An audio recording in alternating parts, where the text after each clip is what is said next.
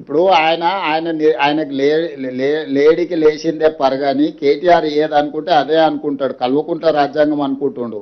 వాళ్ళ నాయన దిగిపోయి చాలా రోజులైంది, వాళ్ళ నాయన అర్థమై ఫామ్ హౌస్లో వండుకున్నాడని ఆయనకు అర్థమైతలేదు. ఈయన చెప్పింది నిజమైతే వాళ్ళ నాయన ఎందుకో స్టేట్మెంట్ ఇవ్వలేదు. ఒక మైనర్ గర్ల్కి అన్యాయం జరిగితే లీడర్ ఆఫ్ అపోజిషన్ ఎక్కడ పడుకుండు, ఏడ నిద్రపోతుండు? బయటకు వచ్చి మాట్లాడడానికి ఒకవేళ శక్తి లేకపోయినా ప్రెస్ నోట్ అయినా రిలీజ్ చేయాలి కదా. పార్టీ మీటింగ్లో పక్క పార్టీ వాడు వస్తేనో జగిత్యాల పోయేస్తాడు. కానీ ఇంత మేజర్ ఇన్సిడెంట్ రాష్ట్రంలో జరిగితే ప్రధాన ప్రతిపక్ష నాయకుడు ఎక్కడికి పోయిండు? స్పందించాడా? ఆయనకు బాధ్యత లేదా? మీరు ఎప్పుడన్నా అడిగినరా ప్రతిపక్ష నాయకుడు ఏం చేస్తున్నాడు? ఒక మైనర్ గర్ల్కి ఇంత అన్యాయం జరిగితే స్పందించాలి, ఆ బాధిత కుటుంబానికి అండగా నిలబడాలి ప్రతిపక్ష నాయకుడు.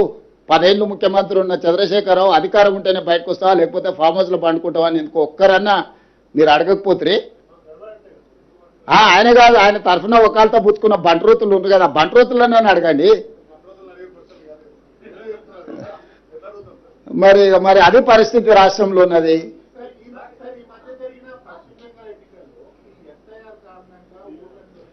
ఇక దాని మీద నిదానంగా మాట్లాడుకుందాం. ఇంకా థ్యాంక్ యూ. సుప్రీంకోర్టు ఒక్క నిమిషం. తెలంగాణ రాష్ట్ర ప్రభుత్వము ఈ దేశానికే దిక్సూచిగా మారింది. 100 సంవత్సరాల నుంచి అపరిష్కృతంగా ఉన్న బలహీన వర్గాలలో బలంగా పాతుకుపోయిన అభద్రతా భావాన్ని మా ప్రభుత్వం తొలగించింది. తెలంగాణలో జనగణనతో పాటు కులగణన చేసి socio economic, education, employment, political and caste survey, సిపెక్ survey చేసి అన్ని వివరాలను ప్రజల ముందు ఉంచింది. వాళ్ళ రాజకీయ, ఆర్థిక, సామాజిక స్థితిగతులను అన్నిటిని కూడా స్టడీ చేసి ఒక నివేదిక ఇస్తే కేంద్ర ప్రభుత్వం దాన్నే కాపీ కొట్టి ఇప్పుడు జనగణనలో కులగణన పొందుపరచాలని నిర్ణయం తీసుకుంటే సుప్రీంకోర్టుకి వెళ్ళడం జరిగింది. సుప్రీంకోర్టు కూడా తెలంగాణ చేపట్టిన ప్రక్రియను, విధానాన్ని ఆమోదించింది.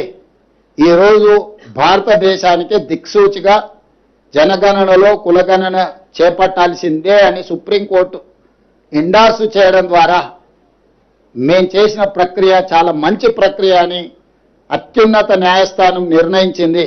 ఇప్పటికైనా వివిధ రాష్ట్రాలలో కేంద్ర ప్రభుత్వానికి నా డిమాండ్ నరేంద్ర మోడీ గారికి తక్షణమే జనగణనలో కులగణన చేర్చి ఈ దేశంలో ఏ జనాభా ఎంత ఉన్నారో లెక్కలు తీసి సంక్షేమంలో, అభివృద్ధిలో, ఉద్యోగ ఉపాధి అవకాశాలలో వాళ్ళకి సముచితమైన స్థానాన్ని కల్పించాల్సిందిగా మేము డిమాండ్ చేస్తున్నాము. ఈ దేశానికి దశ దిశ దిక్సూచి జనగణనలో కులగణన తెలంగాణ రాష్ట్ర ప్రభుత్వము. మేము గర్వపడుతున్నాము. కాంగ్రెస్ పార్టీ, మా మంత్రివర్గం, మా శాసనసభ్యులు గర్వంగా తలెత్తుకొని 100 సంవత్సరాల సమస్యకు శాశ్వత పరిష్కారం చూపించినము అన్న మా నిర్ణయాన్ని సుప్రీంకోర్టు కూడా ఆమోదించడంతో ఇది మాకు దక్కిన, తెలంగాణ రాష్ట్ర ప్రభుత్వానికి దక్కిన గౌరవము. ఈ సందర్భంగా నా సహచర మంత్రివర్గ సభ్యులకు అందరికీ కూడా మనస్ఫూర్తిగా అభినందనలు తెలియజేస్తున్నా. ధన్యవాదాలు.